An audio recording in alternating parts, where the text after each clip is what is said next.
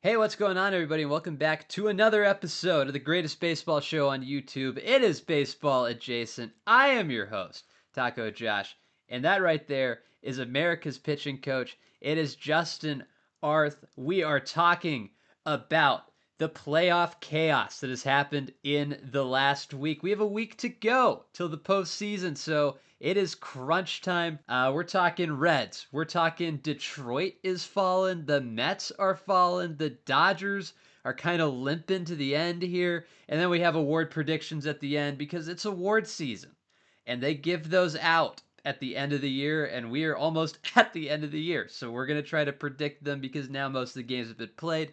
Justin, how are we feeling today? Hey, we're what 6 days away from MLB postseason, and all is chaotic. So when things are chaotic, I'm glad my team's not in it anymore now. Even though I'd love for them to be in the postseason. So hey, I'm sitting back. I'm here watching the chaos, and I'm glad the Braves are adding to the chaos in sweeping Detroit. Yeah, it's been crazy the last week, the last couple of weeks, really since September 1st. I guess we'll start somewhere, and we're going to start in Cincinnati.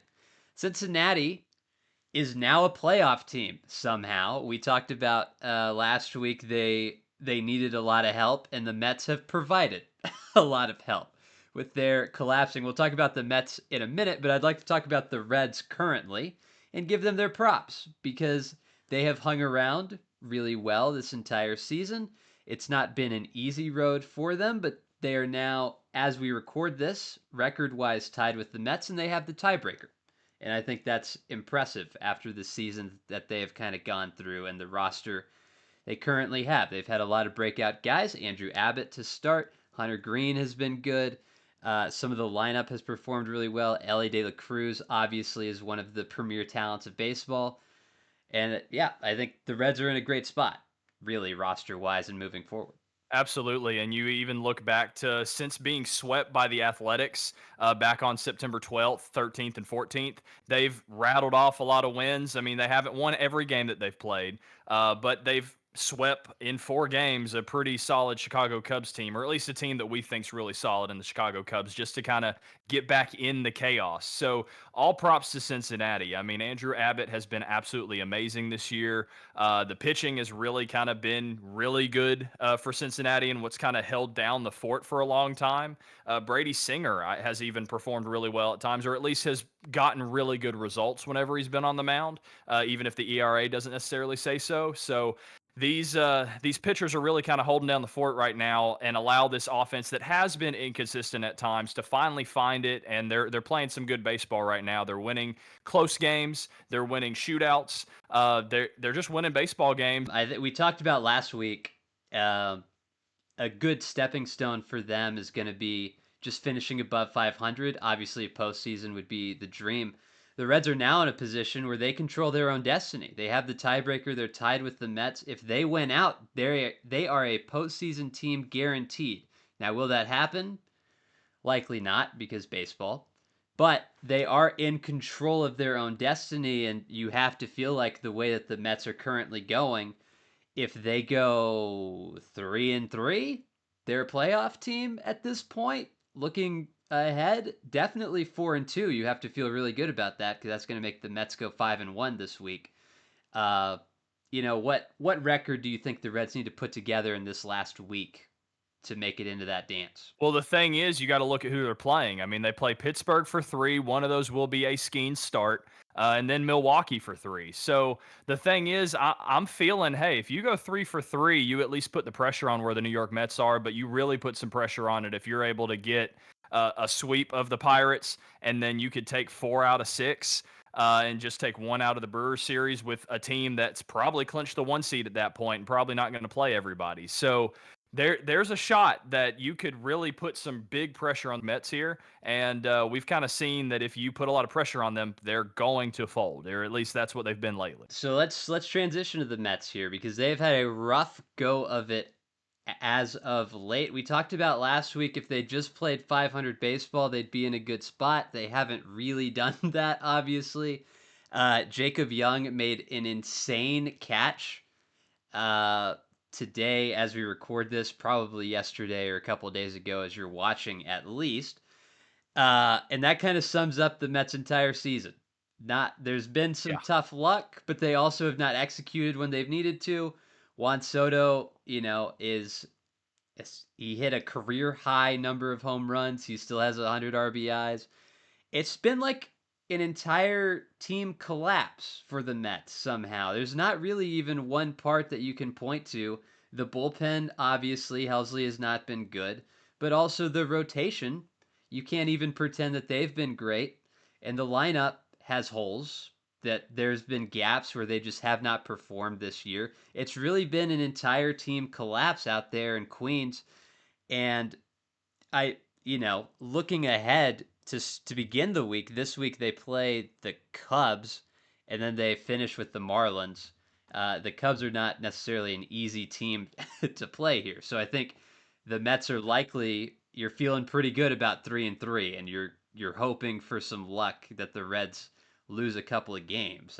Is that a misread on the situation? It might be a little bit of a misread because you're forgetting how well the Miami Marlins are playing baseball right now. Like they're 9-1 in their last 10, and they still have a sliver of a shot, really a sliver of a shot. But they got a sliver of a shot to make the MLB postseason. So they're fighting with everything they've got, and at the very minimum, they're going to want to spoil it for the Mets. So the Cubs are not an easy matchup at all. But then, I mean, again, the Marlins are playing really good baseball. So it's like, hey, none of these wins right now are guaranteed when you have a pitching staff since September not really pitching well at all. I mean, most of your starters have not done amazing at all. It's definitely tough for sure if you're a New York Mets fan, and I don't think this schedule is looking in your favor with how baseball's being played compared to what Cincinnati's got. No, it's things are looking bleak out there in New York. I would say going forward roster wise, I guess you're feeling okay going into next year, but then like are you really? Because like you do still have Juan Soto, but like Alonso's a free agent again, but also where would Alonso really go? He kind of wants to be a Met for life. Lindor's another year older. You still don't really have starting pitching, but you believe you have starting pitching. I don't know. It's a lot of questions for the Mets, I think, this offseason as we get closer and closer to it. Let's swing it out to the American League now because we have a very similar situation happening, but with a couple of different teams at the same time. We're gonna start with Detroit, who went from just like 10 days ago, they had a 99.9% chance of making the postseason, to they are all the way down to 65% because they cannot buy a win in the month of September as we record this.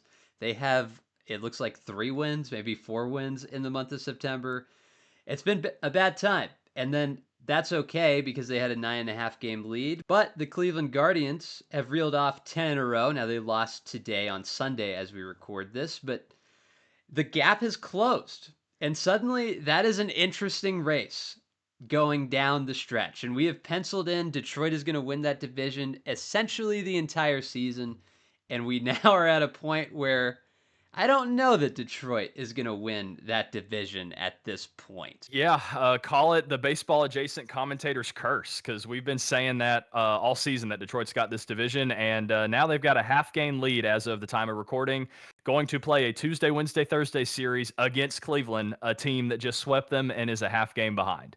And then it doesn't get any easier depending on how that series goes because then you still have Boston, a team that has still not clinched an AL postseason spot, too. So it is going to be very difficult for the Detroit Tigers. And going back to September 1st, I mean, offensively, they are the 15th worst offense in the American League. And if you know baseball, you know there are 15 teams in the American League. Pitching wise, it doesn't really get any better. You're 11th out of 15 teams since September 1st in pitching. So the thing is, it is difficult right now in Detroit. They can't buy wins to save their lives. Their bullpen's just getting hit around right now, and it is very difficult for Detroit. And then you're not scoring a lot of runs to make up for the pitching that is in a slump. Yeah, here's the it's just the vibe thing on Detroit, right? They've kind of been in coast mode since May Yeah. because everybody in the AL Central started badly except for them. And if you remember back, Detroit for a while had the best record in baseball, and they were the story. Eventually, the Brewers jumped them, and the Cubs were there for a minute, but it was Detroit for the first while. That was a surprise team, and I wonder if, and they're 1-9 in their last 10. I mean, we've talked about the month of September they've had, but I do wonder if they just got complacent and they just were like, we're gonna get healthy here. We'll just coast to the end. And we'll turn it on for the postseason. And now they're in a situation where they need to turn it on before the postseason. Do you think that's a possibility? That is a big possibility, but you also have seen that overall as a roster, and I hate saying it because again, we've talked about this kind of all year. They're not a ragtag bunch of guys, but they also aren't a bunch of big name players other than a Riley Green and a Turk Skubal.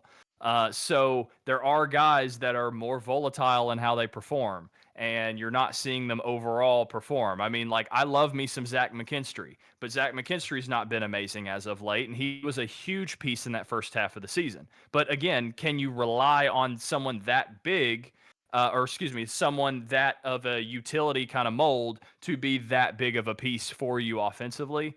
Javier Baez had a great first half. He's not necessarily had an amazing second half. It's been okay, but it hasn't been an amazing second half. So you've got a lot of guys that maybe in years past or in decades past that you've maybe looked at as guys like, okay, hey, they could be something, or oh, hey, we could have this utility guy kind of help lead us for a amount of time. Guys haven't stepped up to fill that role. It's just volatile performances and they're going to fall off. And that's what you're seeing right now. And the pitching is good, but they have had injuries to that pitching staff. Other guys have taken a step back because, again, it's always felt like Skubal and company. Regardless of who's in that pen, it's like, okay, Skubal is on the mound. You're winning that game. Mhm. But you still got 4 or 5 other guys in that rotation that you got to piece together. And I know one of them personally, and he's not performing very well because he's been battling coming back from a hip and elbow thing. So it's just difficult to say with Detroit like that the vibes right now are going to get them into the postseason. This feels like one of the kind of most Detroit things ever, where you're going to have this big September collapse and the Motor City's going to be crying again with bags over their heads, just like the 0-16 Lions.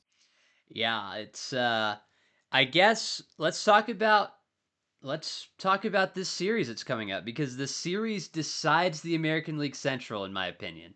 A game separates Detroit and Cleveland at this moment in time. It's a Tuesday through Thursday series. It's not the last series of the season, but it does decide the postseason or the American League Central likely for these two teams.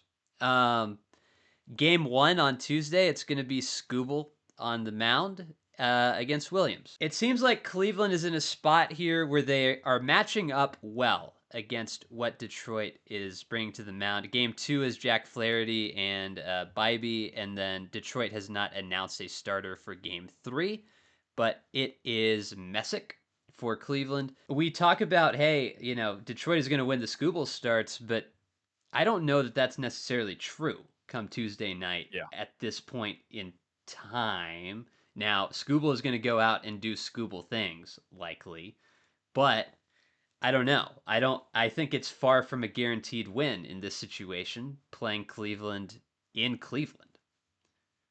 Absolutely. And again, you go back to the stats from September 1st. Cleveland is the second best offense in baseball. And how long have we said all year, like we were penciling Detroit to win the division, but we were also penciling Cleveland in as this terrible offense that couldn't do anything.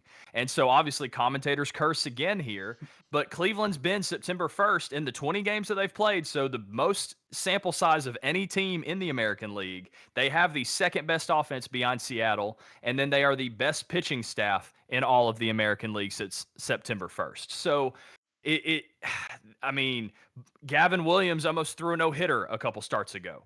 And with Detroit's offense being the worst team in the American League, they have it cut out for them in this series because the matchups, you would say Detroit might have something in their favor, but Flaherty's not better than Bybee right now. And then who knows who they're throwing on Thursday. And Messick's been really good in 3 starts, or at least in the 3 decisions that he's had. He's got a 2.08 ERA. And again, Scooball might get the Skeens treatment where he might go out and do Scooball things for 7 innings, but pitch count gets run up, whatever, with how Cleveland can force pitches to be thrown and things like that. And Scooball might be out after 6 or 7, and then you got to trust a bullpen that's not been really good right now. So this might be a Paul Skeens-esque start. So there's a good chance that Cleveland could go back in after sweeping them a couple days ago and come back in and sweep them again. I doubt they sweep, but it does feel like Cleveland could easily, not easily, let me not say easily. Cleveland could go and take 2 out of 3 from here and take that division lead back. Yeah, it's this again, it's the series that decides the American League Central. I don't think that's a stretch to say. I think it's wild probably to like a casual baseball fan to say like this is a a late September game between Detroit and Cleveland is must watch TV, but we're kind of at that point right now where Yeah. Tuesday night is kind of appointment television. If you're able to get to a TV and watch that game, you should do your best to be able to do that because that is going to be an electric atmosphere in what's bound to be a near sold out Cleveland stadium. Absolutely. And then you just again look at Cleveland as they move forward. Like they don't have an easy task either with them finishing with Texas, but Texas is probably going to be eliminated from the postseason by that point, and you're probably getting guys that they're just wanting to throw out there on the mound to save a DeGrom or to save a Molly or those kind of guys. Or Merrill Kelly, I should say, to save those guys just to allow them to go into the postseason healthy if they are scheduled to start at any time of that. So Cleveland looks like they've got a little easier into the season. Not necessarily easy, but an easier into the season than what Detroit's got. And so, yeah, this series really does decide the postseason. And if I'm Detroit, you got to probably sweep. This feels like when the Braves had to go in and play the Mets and you had to sweep them. This feels like with Detroit, if you want to solidify something, you got to go in and make a statement and sweep this team. Let's so there's a whole other wrinkle, right? So it's the AL Central is what we were just talking about. There's another aspect to this that's the wild card. Uh and the other team right now that's that last team in is battling to be that last team in is Houston, right? So there Yeah. is a world that Detroit and Cleveland both get in and knock Houston out, or potentially Boston out, because Boston's only a game ahead of them, depending on how this last week goes. Let's focus on Houston for a second, though. Uh, they're kind of, as we record this, on the verge of getting swept by Seattle, which is not awesome because they're the home team. They did just sweep Texas because we just said things have not gone well for Texas lately. They're 0-7 since Adolis Garcia came back off the IL. So shout out Adolis ending Texas's playoff dreams. Houston, right now, they are tied with Cleveland should they lose tonight, and it's looking like they likely will. And Cleveland has the tiebreaker. And, this is another team that we kind of penciled in. We were like, I don't know how, but somehow, some way, Houston, whether it's they win the division outright because Seattle and Texas have underperformed, or wild card because of course they're at least going to make the wild card. Houston's going to be in the dance one way or another, and now we're staring down the barrel of that might not be true. And things, it has not been an inspiring series against Seattle, right? You can get swept and you feel okay about it sometimes. You're like, man, if, it hasn't been good. This is a pretty deflating thing for Houston, I think. Uh, where do you think Houston stands? I guess, do you think they're getting in the postseason at all first? And then where do you think they stand as a whole? Yeah, I just have to look at the vibes of what they've got going there versus Detroit because at this point, I think it really is Detroit versus Houston. Because you want to even say, like, looking at these numbers, I mean, there are some potential warning flags with Boston, and Boston could still be out of this thing too. So, but you look at all of it, Boston's offense has been a top 5 offense in the American League, despite a top 9 offense since September. And Boston's biggest issue is just giving up the home run ball too much. Well, that seems to be Houston's biggest issue right now, too. They are significantly better than Detroit. Despite being significantly better, they're 11th in the American League since September 1st, but they are tied with Boston for the highest home run percentage given up since September 1st.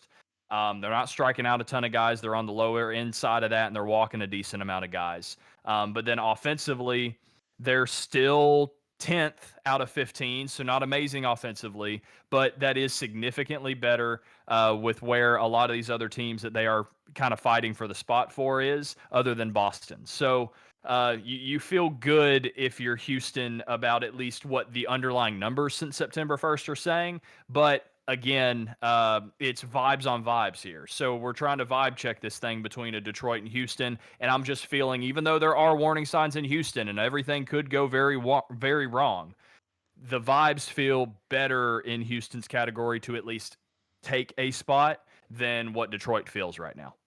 That's true. So in Houston's last 10, as we record this, they're 6-4. Uh, Now that doesn't account for they're losing 7-1 in the bottom of the sixth as we record this Yeah. episode. So a So loss will five get and five, really.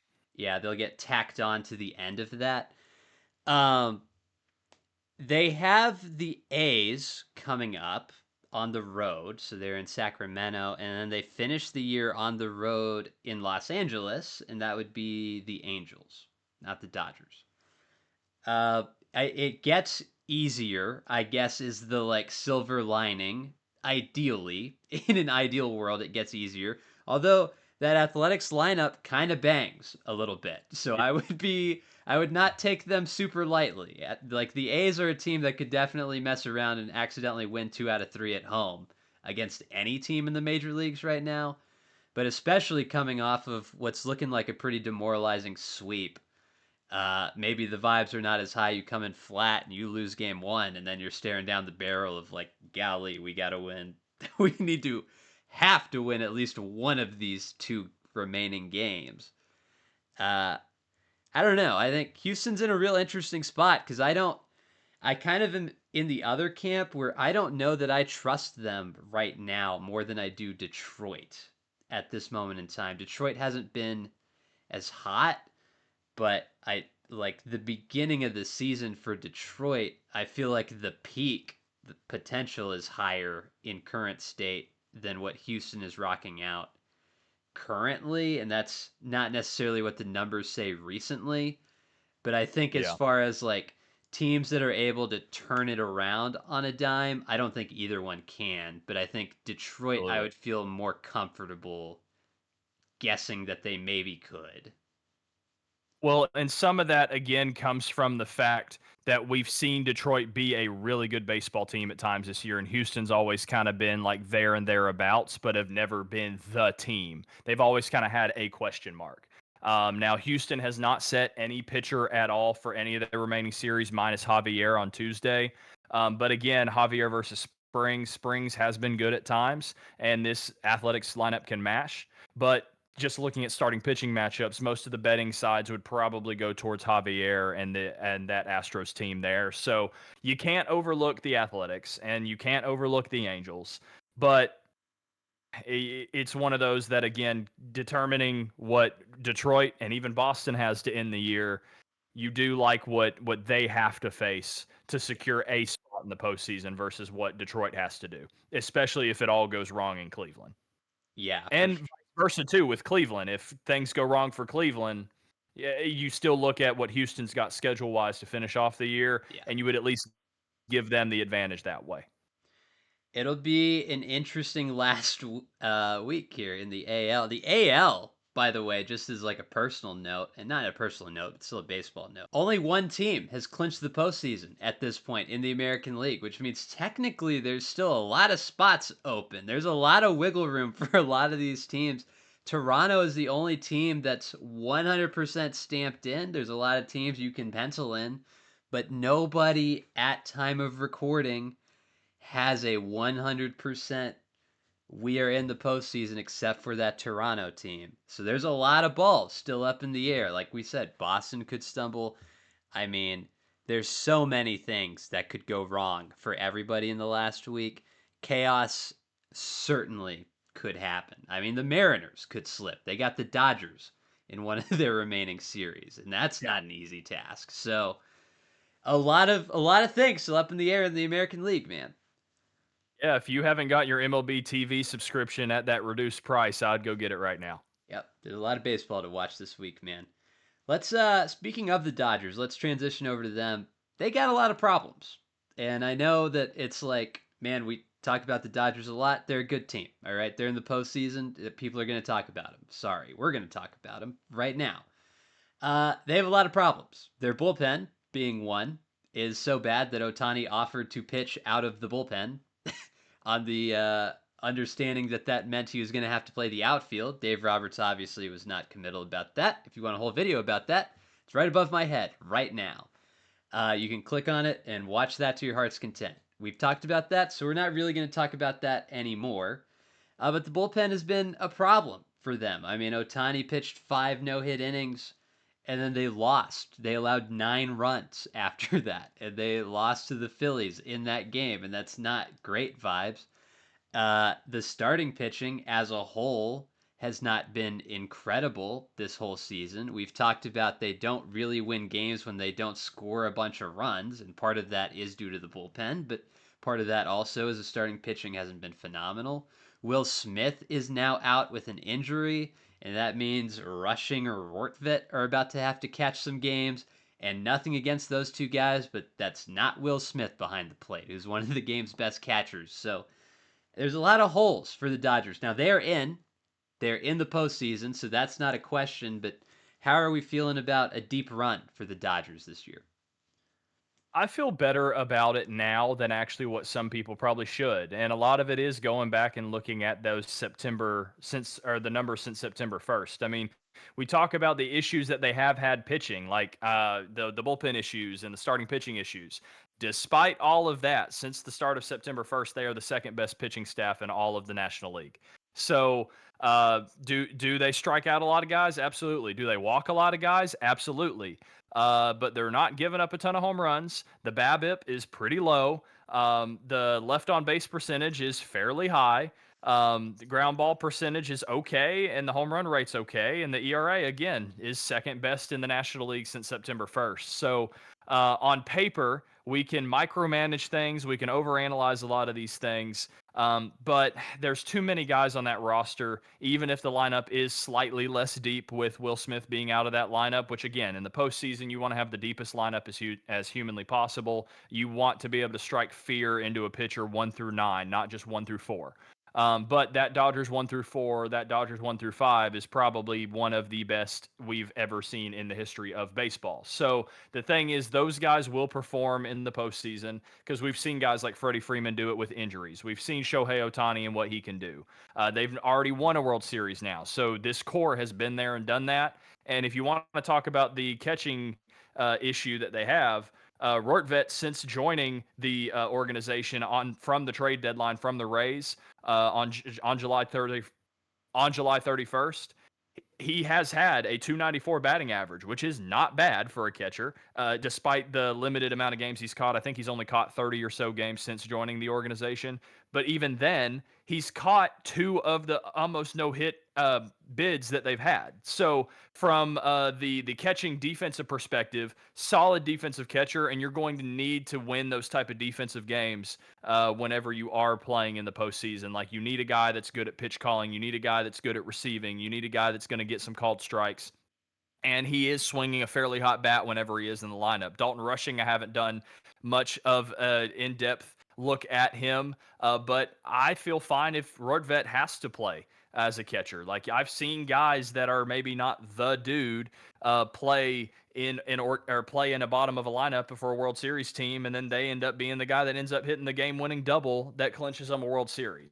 So overall, this team I think is fine, and they are getting healthier at the right time. They have had the immaculate vibes of Kershaw retiring and everything that came with that. Maybe that pushes them on for their road series that they have to end the season. But they do play Seattle, and that's going to be at least a good look to maybe a World Series matchup. I don't think you should worry too hard about the Dodgers. I think that the roster, could it be better? Could it be deeper? Yeah, but the top Absolutely. end is really, really good. Like you said, it's one of the best we've ever seen on paper.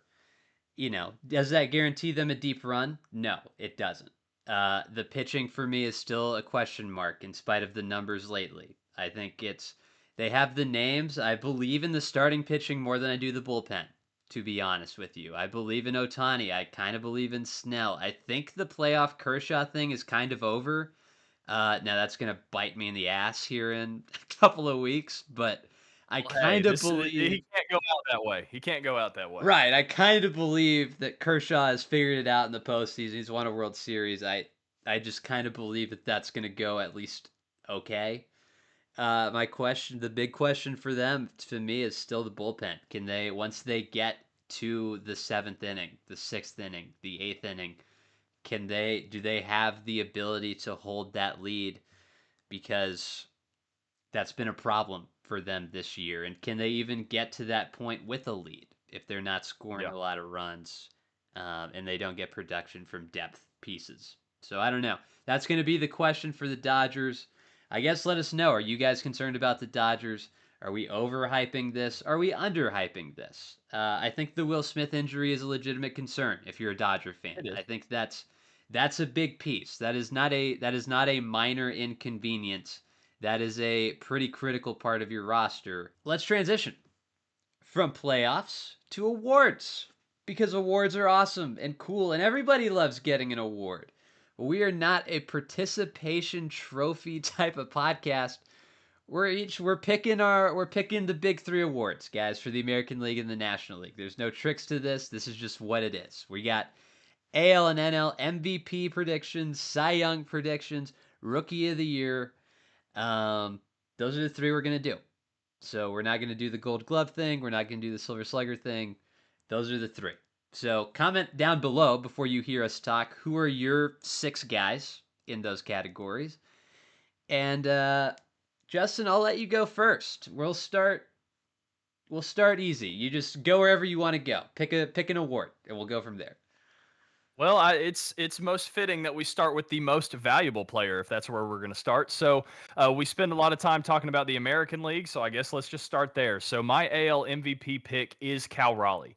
And that could be maybe a little controversial because Aaron Judge, rightly so, has earned another MVP. But you look at what Cal Raleigh has had. Yeah, lower batting average than Aaron Judge, but still a 160 WRC plus, which is second in the American League to Judge. 57 home runs, which is obviously a Seattle record, a switch hitting record that beat Yankee Mickey Mantle.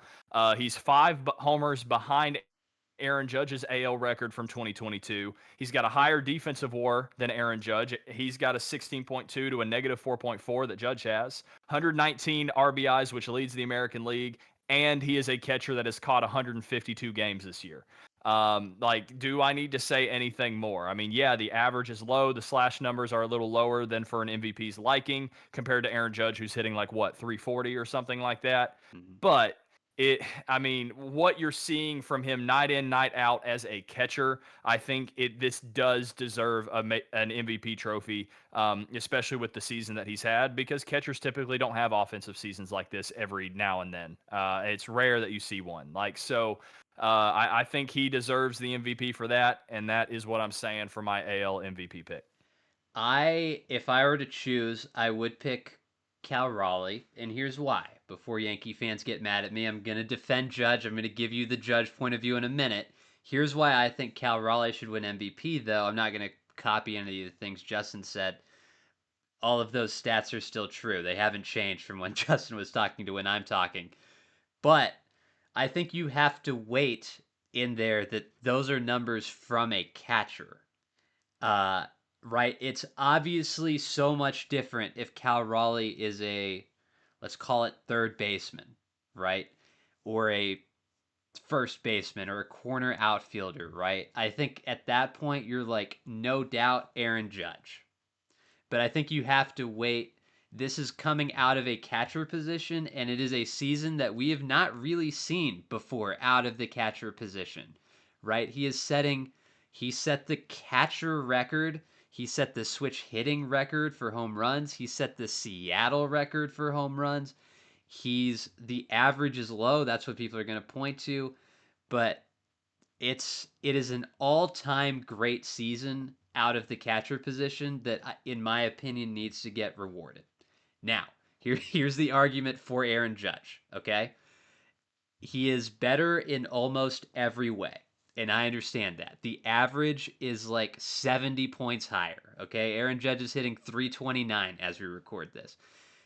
Justin cited WRC plus, so we'll keep it WRC plus. Cal Raleigh's at a 160. Aaron Judge is at a 200. Aaron Judge's F WAR out of Fangraphs, because that's the WAR that Justin was using. Cal Raleigh's at an 8.7. Judge is at a 9.2. And remember, he's missed time with the arm injury, so you would project that to be even higher. The home run number, Judge is still likely going to get to 50 home runs. He sits at 49 as we record this. He's got more than 100 RBIs. Judge, in most ways, except for stolen bases somehow, because Cal Raleigh has him edged on that, Cal uh, Raleigh has wheels, baby. yeah, is better than Cal Raleigh, right? And that's the argument. If you're saying Judge is statistically, offensively especially, the better player than Cal Raleigh this season, even with the crazy home run numbers, even if you deconstruct all of this, right? His OPS is above 1.0. Cal Raleigh's, it's just Judges is better. The WRC plus is better. The OPS plus is better. The slugging is better. No matter how you look at it, the Judge numbers are better. My point for Cal Raleigh is you have to wait that it's out of the catcher position. So I would give it to Cal Raleigh, but I certainly hear the argument for Aaron Judge. Okay, so we're not just gonna like pile on against Aaron Judge here. This is, I think there's a real world that Aaron Judge wins it, Yeah, um, there is. but I think I think the Cal Raleigh campaign has real legs if you're a New York fan. Yeah. Well, and the other point to make to this too is okay, the most valuable player to that team's success. Again, Aaron Judge is very valuable and is probably the most valuable player to the Yankees' success. But if Seattle comes in and actually wins the division, which they haven't done for a while, makes the postseason, which they really haven't done in a while, and heck, even runs towards the World Series. I know we're not supposed to count what happens in the postseason in the MVP conversation, all that, but this is an organization that has not won ever really. So it's like, hey, if this team led by this one player is now winning a division when they typically don't, is going to a World Series when they've never been, and then is maybe winning a World Series in which they have never done. Like, Judge has won MVPs. He's been there and done that. He is the New York Yankee. Like, he is the captain. He is the dude that will be around for the New York Yankees for Major League Baseball's either most famous or second most famous franchise in the history of baseball. Like, he'll be around. Cal Raleigh may not. Like, and that's not to say Cal Raleigh may not put another season like this together at some point in his career. He very well is capable of doing that. But again, from a catcher position for an organization that has typically not been very successful, you look at most valuable player.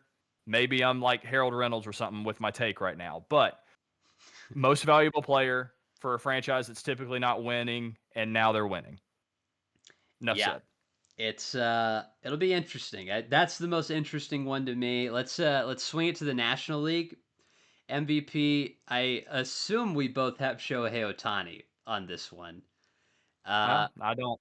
you don't. Well, I'm going to talk about Ohtani for a minute because you're just a hater. I think Ohtani, once again, having one of the best seasons we've ever seen. He's got 50 home runs again. He doesn't have 50 steals this time because he decided running is lame and doesn't want to do it. And I, as an avid person that's averse to running, respect that deeply. Shout out Ralphie, the the Colorado Buffalo that just they had to retire and definitely didn't make into Buffalo burgers. But Ohtani in the National League, he's got the best WRC plus. He's at 172, 7.1 offensive WAR. He's going to get to 100 RBIs again. He's the best player on the Dodgers. You're turning the TV on to watch him. The home run race between he and Schwarber has been incredible to watch, and I'll give my props to Schwarber because he has been very good for Philadelphia. I don't think that he's had an MVP season for Philadelphia. I think combining Ohtani, the little bit of pitching that he's done with the offensive season he's had, I think he's the MVP far and away. Because if you take Ohtani off the Dodgers, that is a much, much different roster, especially right now, through all the pitching injuries. They'd be down another starter and their best hitter, taking him away. He is the most valuable player, in my opinion. Who do you got? Yeah, and that's the push for Otani every single year, right? Any year that he pitches, any year that he hits, he's going to be good at both of those things, right? So every given year, he should be the most valuable player because he is creating the most value for an organization that will win, and he will be a big part of that winning. Maybe you call this award fatigue, but I've had enough of Shohei Otani winning it, at least for right now. Give me a year where he doesn't. And that's where I go Kyle Schwarber. So again, I don't really think it's close. I think Otani really wins it, but I felt like you were going Otani. So for the sake of us being at against odds here, like and argue over things, I went Yeah. Schwarber. So Okay. Okay. Schwarber obviously has played in more games than what Otani has, and he's had less at bats, but still has the same number of homers, more RBIs, and he has been the better offensive production player on the Philadelphia Phillies, who again are a better team than the Los Angeles Dodgers over the course of 162, or really over the course of 152, or wherever we're at currently. So, yeah, the numbers don't look good in terms of slash line. But again, like Kyle Schwarber has been outstanding. It has been a player that one he will make bank in the offseason wherever he goes, whether it's staying in Philadelphia or going elsewhere. He's earned himself a massive payday. But I do think he is the best performing player on this Philadelphia Phillies roster, not named Zach Wheeler, in terms of most valuable player. And yeah, I mean that's not Bryce Harper. Like Yeah. it is Kyle Schwarber, and that team is better than what the Dodgers are, and they might be better in the postseason than the Dodgers are. Spoiler alert, maybe. So I think at least for the award fatigue's sake, give it to Schwarber. This may be the only time he ever wins one. So I guess I am going participation trophy, which I hate going, but hey, I mean Schwarber's at least put up good numbers and is better than Otani or tied with Otani in homers and RBIs. So give it to him. That's why I say it's Schwarber. Yeah, Schwarber has one more home run than Otani as we record this. He's at 53 to Otani's 52. Uh, he has about 30 more RBIs than Otani does, which is a significant amount, right? I don't know. I think it's interesting because you're really waiting, really for the first time in a long time. The argument here is one DH versus another DH, Now it's two because DHs. neither one plays the field really. Right now, you could argue, are they capable of it? Sure, argue that in the comments. I'm not going to argue with you, but they haven't. So you're really, it is strictly offensive numbers versus offensive numbers here. There's no, he's a catcher, he's an outfielder, it's a first baseman. How do we, shortstop? It's a really good year for a second baseman. Like that kind of bumps the numbers. No, it's DH versus DH, right? So I think it's Otani. I know it's boring, but I have a hard time seeing that it's not Otani. I see a world where Otani has a down year and it's not Otani, but Otani is having another nut season. So I think Yeah. this year again it's Otani. Uh Yeah. where do you want to go next? Rookie of the year or Cy Young? Let's go Cy Youngs, and then we'll finish off with rookies. Okay. Who do you got in the American League? I still think this one is a conversation, but I'm going to go Tariq Skubal. Skubal's had one less start, but the ERA is significantly better. ERA plus is significantly better. I mean, strikeout numbers are very, very similar with Garrett Crochet if you were to even them out at 30 starts, which is where Crochet is at compared to Skubal. And then 6.2 WAR compared to 5.7. Like, so Skubal overall projects as of the time that we're looking at stats right now as the better guy in most categories. He might but Garrett Crochet has been a really good pitcher too and deserves his flowers. But Skubal's got to go 2 for 2. Yeah, I'm going to pick Scooble as well. Crochet at this moment has one more start than Scooble, but Scooble, if he's starting on Tuesday, there's a world he starts again on Sunday that he catches up to Crochet on his starts. Crochet does have more strikeouts. I think if you look at the numbers as a whole, though, Scooble has been a little bit more dominant. I'm gonna give Hunter Brown some flowers. He's probably the third guy in this. He is, I mean, well behind both of these. I feel pretty comfortable saying. I think the strikeout number being he has 200, which is nothing to scoff at, but it is behind where Scooble and Crochet are by a pretty sizable margin, and I do think that matters for a pitching award, right? Um, I would lean Scooble. I think he's just been more dominant. Crochet has had one hell of a season. I for sure see Crochet getting votes. But if I had a vote, I'm going Scooble because the numbers as a whole have been better.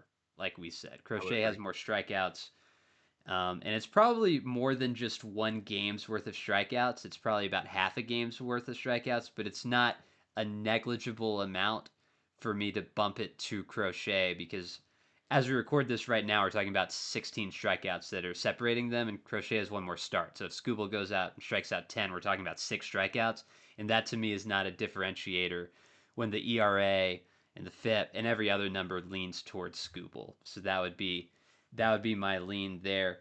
Where are you going in the National League? There's no other place to go but Paul Skeens. Yeah, hard agree. Hard agree.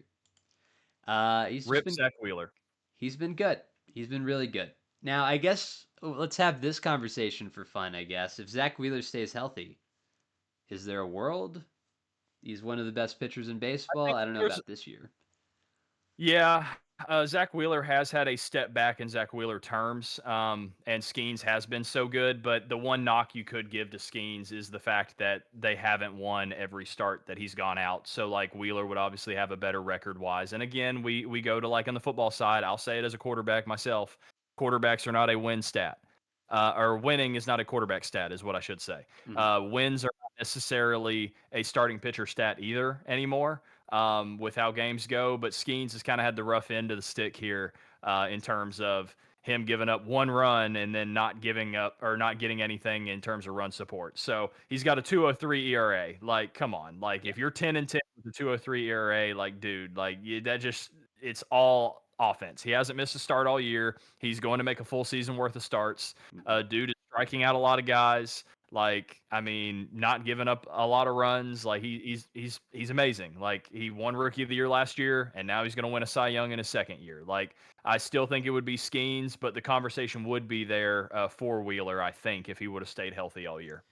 Yeah, I mean, you're not gonna see Wheeler pop up on your as you like sift through stats because he's now missed a lot of time. So we're projecting what 6 weeks worth of starts for Wheeler had he stayed healthy and on track. I'll shout out a couple of other. I agree, by the way. It's Skeens. The 203 ERA kind of speaks for itself. He's got 200 strikeouts. He's made the 31 starts. He's got 19 quality starts. He's got a complete game.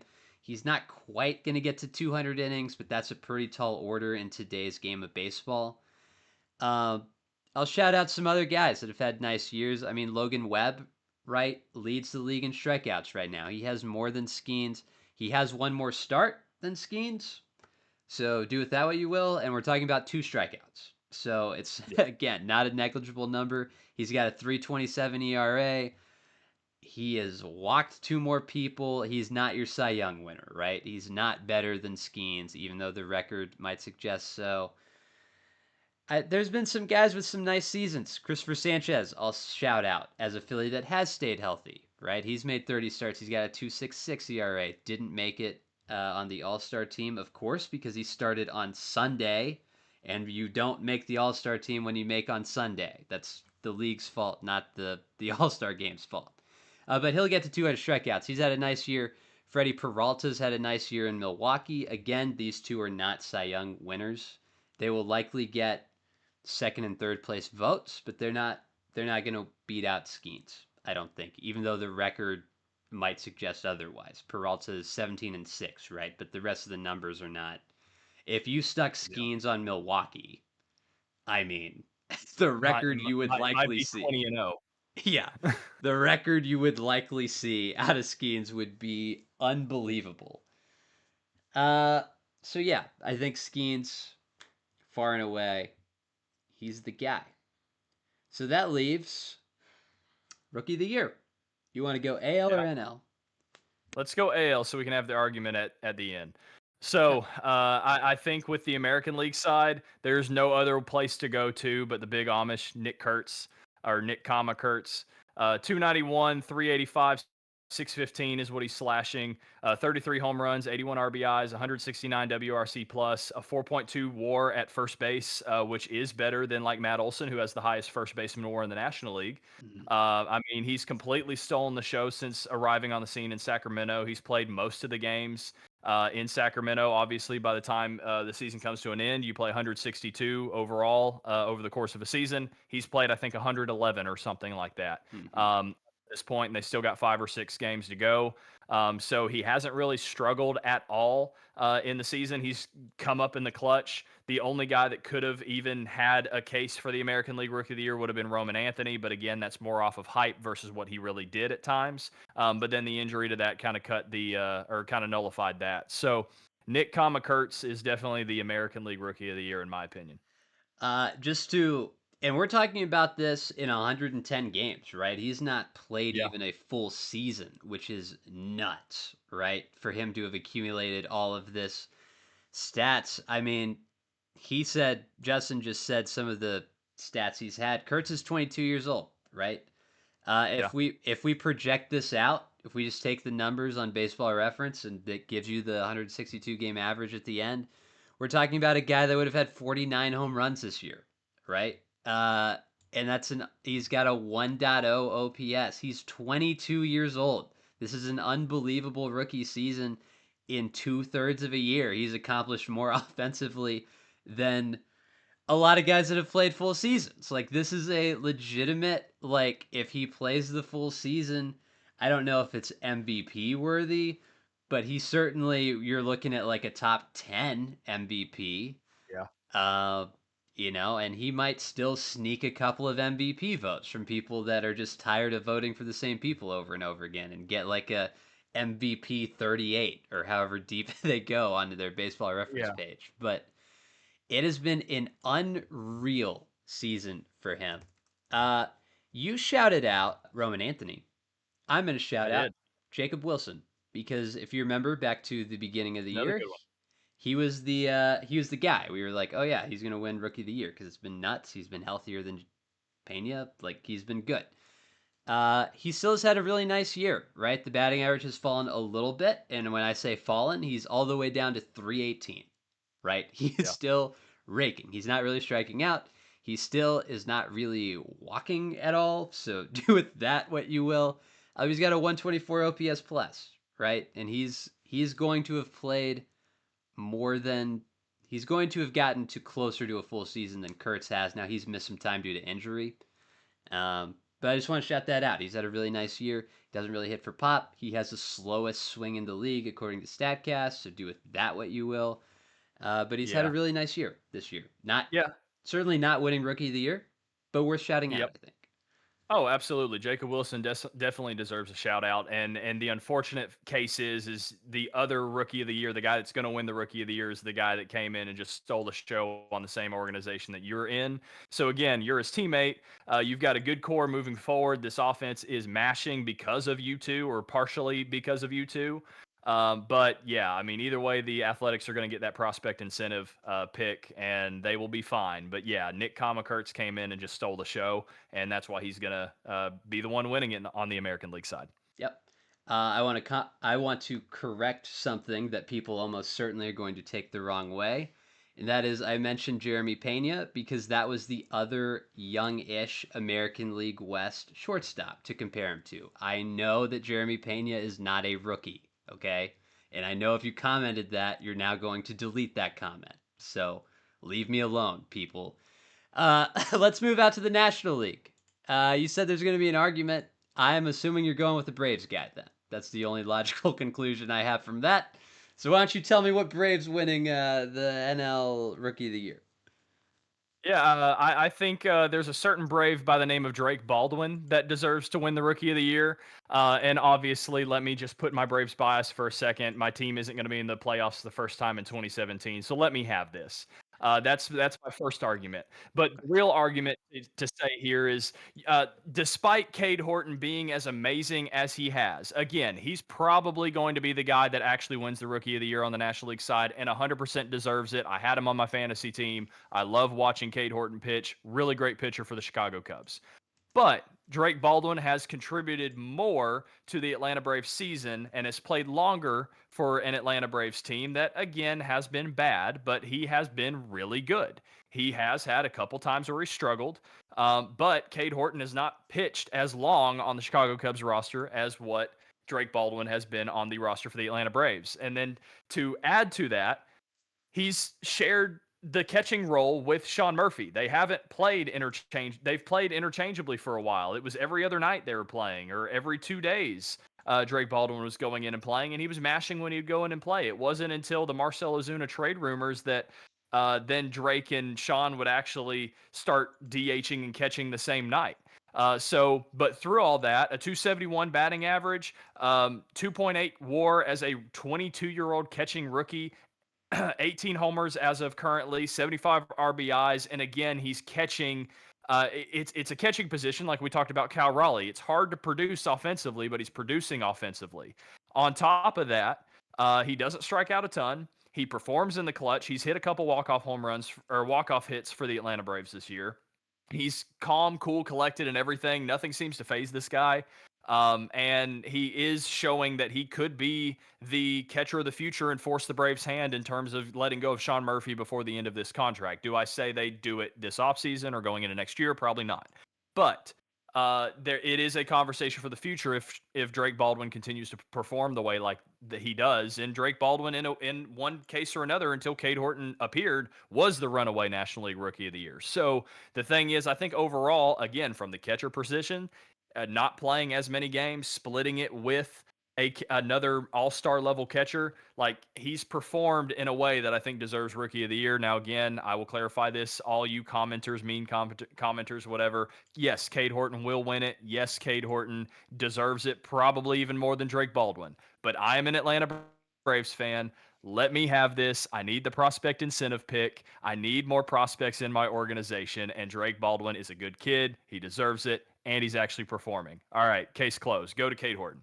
Yeah, I think the one thing I'll cite in that argument is like I could get behind Drake Baldwin. I think it's you could go either way on it. Really, I think it's closer than a lot of people think.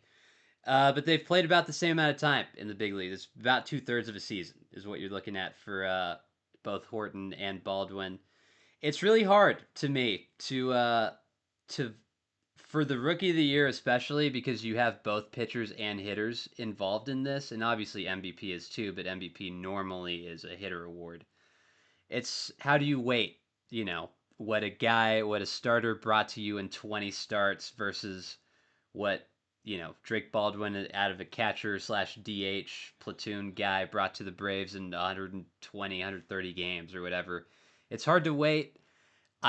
Right, the argument for Cade Horton is going to be, hey, that he was a game changing starter for Chicago. Like, that is a season On the playoff. altering. If it is just a league average guy, the Cubs, they're probably not clinched right now in the postseason, right? They're still maybe in the postseason, but their last week is way more interesting. Right now, they're clinched. And Horton, it feels like, is probably a guy that's getting a postseason start. So that's good. That's the argument for him. He's had a really nice year, right?